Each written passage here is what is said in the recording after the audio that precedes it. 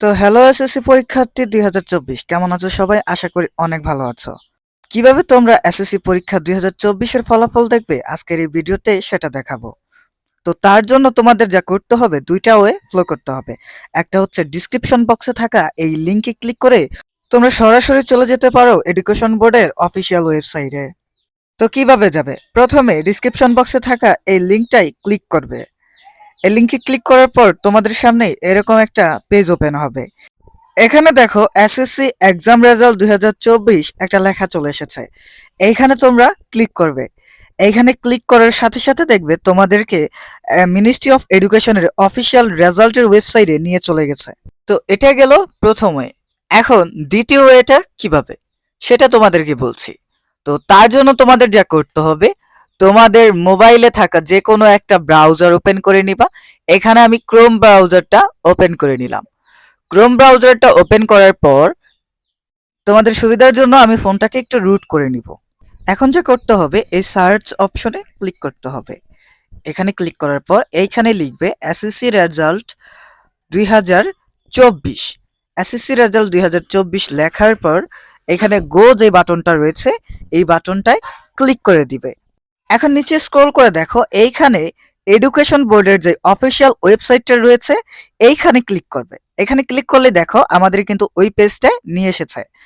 এখন এইখানে তোমরা যা করবে, এই যে এক্সামিশন এইখানে যাবে। এইখানে গিয়ে তোমরা যে যদি তোমরা জেনারেল লাইনে পড়াশোনা করে থাকো তাহলে এসএসসি দিবে, এসএসসি দাখিল যেটা রয়েছে। আর যদি মাদ্রাসায় পড়ো তাও এসএসসি দাখিল যেটা সেটা। আর যদি ভোকেশনালে পড়ো তাহলে এসএসসি ভোকেশনালে ক্লিক করবে। আচ্ছা, আমি এসএসসি দাখিলে ক্লিক করে দিলাম। আচ্ছা, তারপর হচ্ছে ইয়ার। এই ইয়ারে এসে তোমরা যা করবে, এখানে সিলেক্ট ওয়ান যে অপশনটা রয়েছে এইখানে একটা ক্লিক করে দিবা।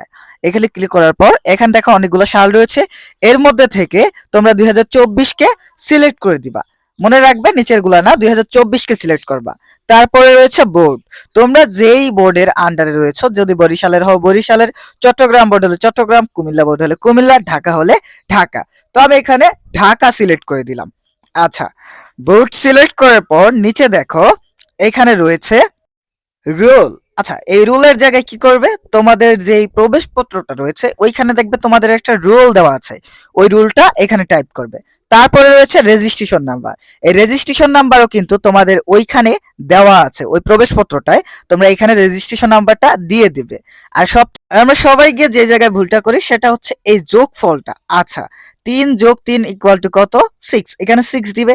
তোমাদের ক্ষেত্রে এখানে 4+4 থাকতে পারে, 5+5 থাকতে পারে। এই ছোট্ট ক্যালকুলেশনটা করে এখানে লিখে দিবা, তারপর হচ্ছে সাবমিট বাটনে ক্লিক করে দিবা। তাহলেই দেখবে তোমার মার্কশিট সহ রেজাল্ট শিটটা নিচে চলে এসেছে। তোমাদের রেজাল্ট দিবে হচ্ছে 10টা 30-এ, তাই এই মুহূর্তে আমি আসলে রেজাল্টটা দেখাতে পারছি না।